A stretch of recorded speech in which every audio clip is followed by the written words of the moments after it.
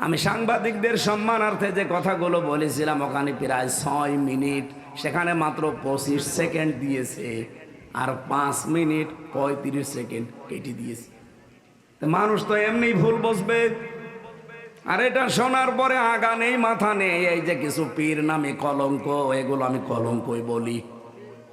কারণ যাদের পেট পূজা ধান্দাবাজি ছাড়া দুনিয়ায় কিছু নেই, খালি গলাবাজি ধান্দাবাজি করে চলছে, মানুষকে ধোকা দিয়ে বোকা বানিয়ে এরা ফতোয়া দেওয়া আরম্ভ করে দিল হামজা কাফের। আপনি জানেন কেউ যদি কাফের না হয় ওইটা কিন্তু ঘুরে যে বলবে তার দিকে যায়। কথা বলেন না কেন? আমার মনের অবস্থা তো আপনি জানেন না, আমি কোন নিয়তে বলেছিলাম, কোন সিচুয়েশনে বলেছিলাম, কোন অবস্থায় বলেছি, ওটা আমি জানি আর আমার আল্লাহ জানে। কারণ আমলের ফলাফল নিয়তের উপরে নির্ভরশীল। ইন্নামাল আমালু বিন্নিয়াত, এই কথা বলছেন। আমার আকীদার বিষয় তার প্রকাশ করার বিষয় না, এটা তো মনের বিষয়। আমি রাসূলুল্লাহকে খাটো করার জন্য ওনাকে এই সংবাদ সম্মেলনে সাংবাদিকদের এই মত বিনিময় সভায় আমি ওনাকে সাংবাদিক বলে ডাক দিয়েছি না, আমি বলেছি রাসূলও সংবাদ পৌঁছিয়েছেন, আপনারা যদি সংবাদ রাসূলের মতো পৌঁছান আপনাদেরকেও আল্লাহ পুরস্কার দেবে। বলেছিলাম যে সংবাদ এটা নবী থেকে আসা, কারণ নবী মানে সংবাদ বাহক। যারা সত্যের সংবাদ বহন করে নিয়ে বেড়ায় তাদেরকে আল্লাহ রাব্বুল আলামিন এই পৃথিবীতে নবী করে পাঠিয়েছিলেন। কি আমি দলিল দিয়েছিলাম সূরা কলমের 4 নম্বর আয়াত দিয়ে, ওয়া ইন্না লাকা লা আজরান গায়রা মামনুন। আপনি শব্দের দিকে খেয়াল করেন, ওয়া ইন্না লাকা লা আজরান, অবশ্যই আপনার জন্যে, অবশ্যই আবার লাগিয়েছেন ওয়া ইন্না লাকা লা আজরান, অবশ্যই আপনার জন্যে হে নবী। আবার বলছেন অবশ্যই লা আজরান, পুরস্কার আমি আল্লাহ রেডি করে রেখেছি। গায়রা মামনুন, শেষ হয়ে যাবে না এই পুরস্কার, নিরবিচ্ছিন্ন চলতে থাকবে। কেন এই পুরস্কার দিলাম জানেন? কারণ আপনি এই যে সংবাদ আমি যেটা আপনাকে দেই, এই সত্য সংবাদগুলো আমার বান্দা বান্দীদের কাছে পৌঁছাতে গেলে যে কষ্ট পান, সত্য কথা তুলে ধরতে গেলে যে কষ্ট আসে, আঘাত আসে, যে জুলুম নির্যাতনের স্টিম রোলার আপনার দিকে আসতে থাকে, এগুলো মোকাবেলা করেও আপনি যে সত্য সংবাদ পৌঁছিয়ে দেন, এই কারণে আপনাকে আমি নিরবিচ্ছিন্ন পুরস্কার দেব। সুবহানাল্লাহ বলতে পারেন না? নবী যদি সত্যের কথাগুলো সঠিকভাবে তুলে ধরতে পারে, এই পৃথিবীতে যারা সাংবাদিক তাদেরও উচিত, যারা এই দেশে নেতৃত্ব দেয় তারা যদি আদর্শ হিসাবে নেতা গ্রহণ করতে হলে মুহাম্মদুর রাসূলুল্লাহকে গ্রহণ করবে না? বলেন না কেন? কেউ যদি স্বামী হতে চায় আদর্শ স্বামী, সে মুহাম্মদুর রাসূলুল্লাহর মতো হবে। কথা বলা লাগবে। কেউ যদি নানা হতে চায় তাহলে আদর্শ নানা হতে হলে মুহাম্মদুর রাসূলুল্লাহকে ফলো করা লাগবে। কথা বলেন। কেউ যদি রাষ্ট্রনায়ক হতে চায় তাহলে আদর্শ রাষ্ট্রনায়ক হতে হলে তাকে মুহাম্মদুর রাসূলুল্লাহকে ফলো করা লাগবে। এইটা বলতে বলতে আমার মাত্র 6 মিনিট সময় ছিল, পুরাটা গোছাতে পারি নাই। আমি একবারেই বলেছিলাম যারা সাংবাদিক, সংবাদ বাহক, আপনাদেরও আদর্শ যেন হয় মুহাম্মদুর রাসূলুল্লাহ। আপনারা সাংবাদিকতা করেন, এটা কিন্তু মহান পেশা বলে আমরা ধরি অনেকে, যে মহান পেশায় আছে। আপনারা এই মহান পেশায় তখন থাকবেন যখন সত্যকে সত্য বলে তুলে ধরবেন আর মিথ্যাকে মিথ্যা বলে জানিয়ে দেবেন, তখন ওই পেশাটা মহান হবে। সাংবাদিকরা হয়তো অনেকে এখন ওই পথে নেই, তারা সত্য মিথ্যাকে মিশ্রণ করে একটা সংবাদ ছড়িয়ে দেয়, আর এটা সব চাইতে বেশি হয় বাংলাদেশে। কি কথা বলেন না কেন? আমি কয়েকটা সাংবাদিক সংবাদপত্রের রিপোর্ট অনুযায়ী 3 বছর জেলে ছিলাম, বিশেষ করে যুগান্তর, টেলিভিশনের ভেতরে ডিবিসি, সময় টিভি, আর টিভি, এরা এমন এমন ভাবে কালার করার জন্য নিউজ বানায়। হ্যাঁ, আমি কথা বলেছি ঠিক, কিন্তু কথাগুলোরা আগের কথা পরের কথা কেটে মাঝখানটা দিয়ে দেয়। এমন ভাবে হেডলাইন বানায় যে দোষ আমারই মনে হয়, অথচ পুরা 1.5 ঘন্টা 2 ঘন্টা বক্তব্য শোনে না, মাত্র 1.5 মিনিট 2 মিনিট শোনে। আমি সাংবাদিকদের সম্মানার্থে যে কথাগুলো বলেছিলাম ওখানে প্রায় 6 মিনিট, সেখানে মাত্র 25 সেকেন্ড দিয়েছে, আর 5 মিনিট 35 সেকেন্ড কেটে দিয়েছে। তো মানুষ তো এমনি ভুল বসবে। আর এটা শোনার পরে আগা নেই মাথা নেই, এই যে কিছু পীর নামে কলঙ্ক, এগুলো আমি কলঙ্কই বলি।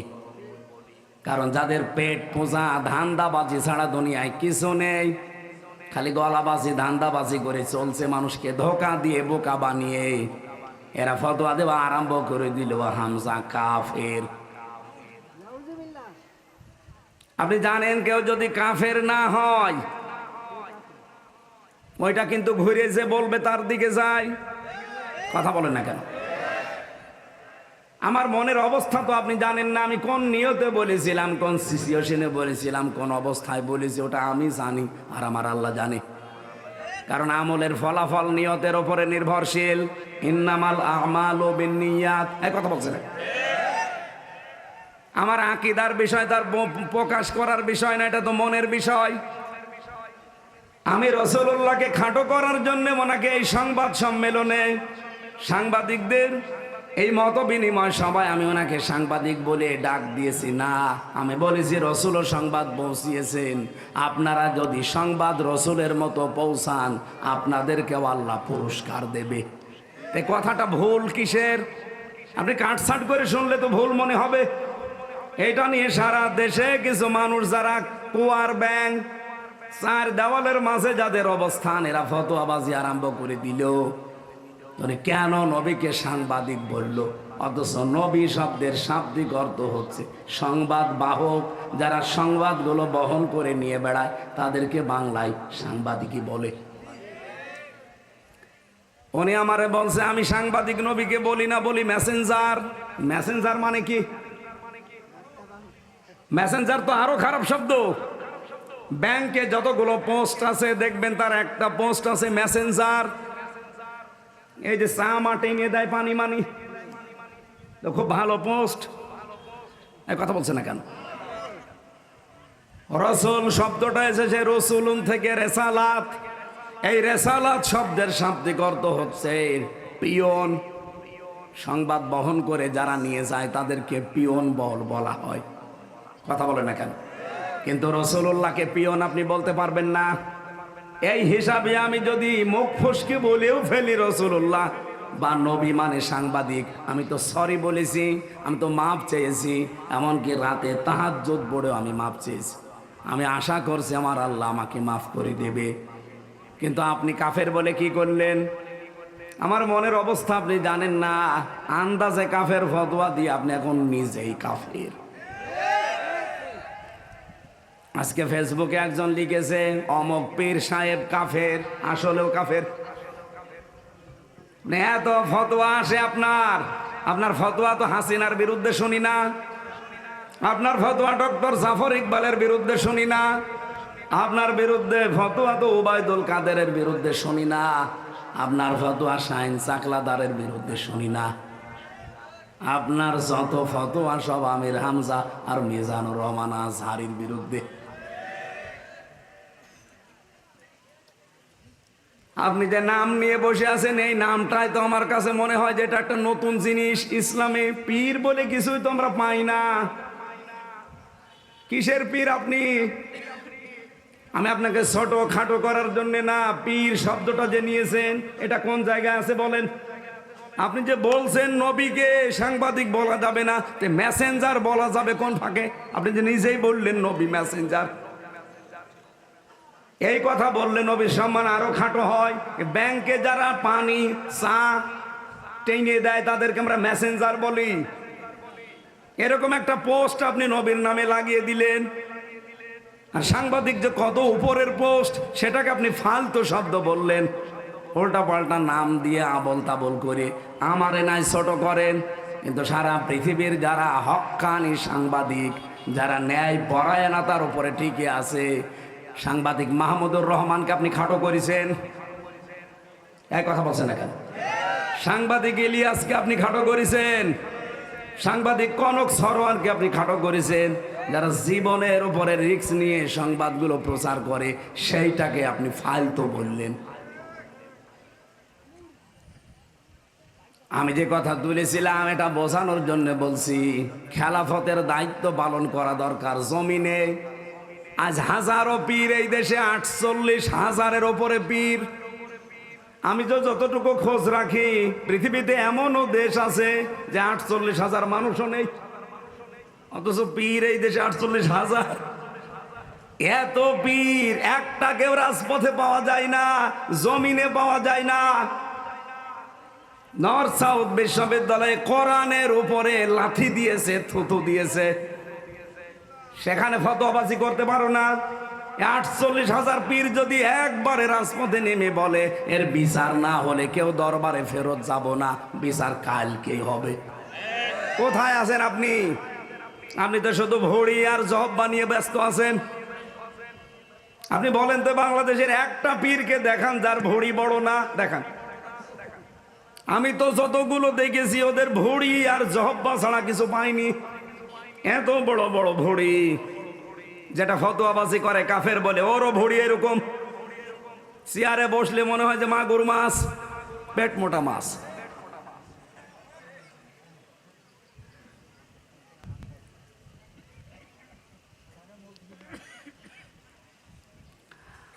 আমার মনে হয় এই দেশে একামতে দিন যারা কায়েম করতে চায়, হ্যাঁ তাদের ছোটখাটো ভুল ত্রুটি থাকতে পারে, কিন্তু আপনি কি করছেন?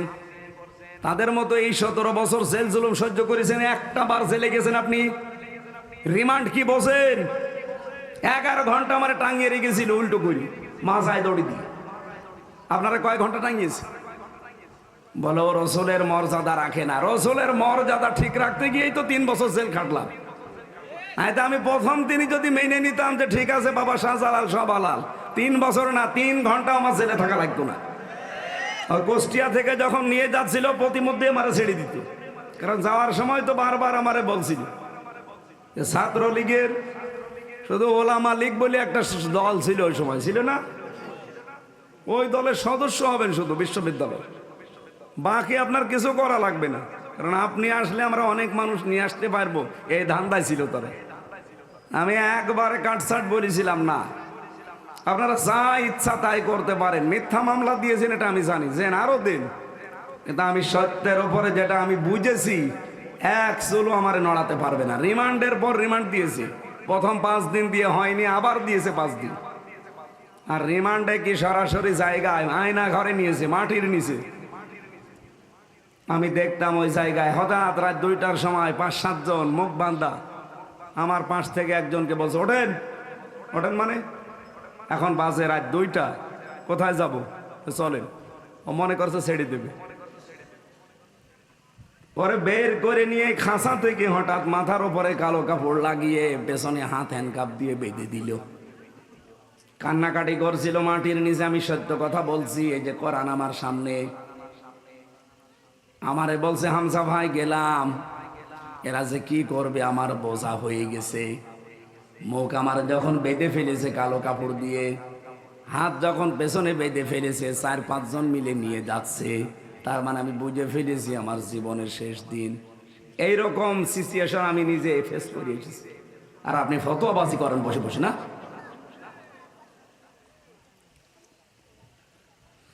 কত মানুষকে এখনো পর্যন্ত, যদি হাসিনা থাকতো আমার মনে হয় আয়না ঘরে থাকা লাগতো। একই কথা বলছেন না? কত মানুষ 5 বছর 7 বছর, আমি যেখানে ছিলাম যে রুমে, তার পাশে দেওয়ালে লেখা ছিল তারিখ দিয়ে 2009-13 সালে ওখানে তারিখ দেওয়া, 8-8-2013 এভাবে তারিখ দিয়ে দেওয়ালে লিখে রেখেছে। এই যে এই নখগুলো দিয়ে খুশিয়ে খুশিয়ে যে ভাই এই যে নাম্বারটা কষ্ট করে লিখেছি, যদি পারেন কেউ বাইরে যেতে এই নাম্বারে বলবেন যে আমি বেঁচে আছি। এই দৃশ্য দেখে একটা মানুষ ঠিক থাকতে পারে? কোথায় 13 সাল আর কোথায় 24 সাল? এতগুলো বছর তার জীবনে চলে গেছে, লোকটা জানে না যে এখন কোন বছর। ওরা জানে না যে এখন আসলে কোন মাস, কোন দিন, এটা কি বার, কয়টা বাজে, কিছুই জানে না। দিনের পর দিন, বছরের পর বছর তার মাথার উপর দিয়ে, তার জীবনে কোনো ঈদ নেই, জমার নামাজ নেই। একটা মানুষ কিভাবে 8 বছর, 10 বছর, 14 বছর এভাবে থাকতে পারে? আপনি একটু নিজেকে দাঁড় করান তো। আপনি বড় বড় পেট নিয়ে ফতোয়াবাজি করেন, নিজেকে একটু ওই জায়গায় দাঁড় করান যে কি করে ব্যারিস্টার আরমান 8 বছর কাটিয়েছে। মুফতি ফখরুল ভাই আমার সাথে ছিল আমার ফাঁসির কন্ডেম সেলের ভেতরে। আমার একদিন বলছে, হামজা ভাই, এই যে মানুষ যে ষাটপাট হয়ে শুয়ে থাকে, এটা যে কত বড় নিয়ামত আমি জানি। আমার এই পায়ের ভেতর দিয়ে হাত দিয়ে সামনে লোহার ব্যারিকেডের সাথে এই যে হ্যান্ডকাপ দিয়ে আটকিয়ে দিল। এইভাবেই বসে থাকা লাগবে 24 ঘন্টা, কায় তো হতে পারবেন না। আপনি শুনতেছেন, আপনি একটু ভাবেন নিজেকে নিয়ে ওই জায়গায়। পায়খানা প্রসাব করার জন্য 24 ঘন্টায় মাত্র 1-2 বার সময় দেবে, তাই 1.5 মিনিট থেকে 2 মিনিট। আরে ভাই, 1.5 মিনিট 2 মিনিট তো বসতেই সময় লাগে, এর ভেতরে আপনার টয়লেট শেষ করা লাগবে। আর টয়লেটের তাও তো দেওয়াল, জালানা, দরজা থাকলে হয়, কিছুই নেই। একেবারে ফাঁকা জায়গা, মাত্র 1.5 হাত একটা দেওয়াল দেওয়া আছে, দাঁড়ালে দেখা যায়, বসলে দেখা যায় না, এতটুকু একটা জায়গা। অথচ সামনে অফিসার বসে আছে। একটা যুবক মানুষ আমার মতো, 33 বছর বয়স আমার, আপনি সামনে বসে বসে লাঠি ঘোরাচ্ছেন। 1.5 হাত 2 হাত মতো একটা সর্বোচ্চ দেওয়াল দেওয়া, এখানে কি টয়লেট করা যায়? এরকম পরিস্থিতি এই মাটির নিচে ঘরগুলো। জীবনে এতগুলো জিনিস ফেস করে আসলাম শুধু রাসূলুল্লাহর এই দল করতে গিয়ে, আল্লাহর নবীর আদর্শে থাকতে গিয়ে। আর আপনি এখন আমারে কাফের বানিয়ে দিলেন। আমি নাই কাফের হলাম, আপনি কি? আপনি তো কাফেরের বাপ।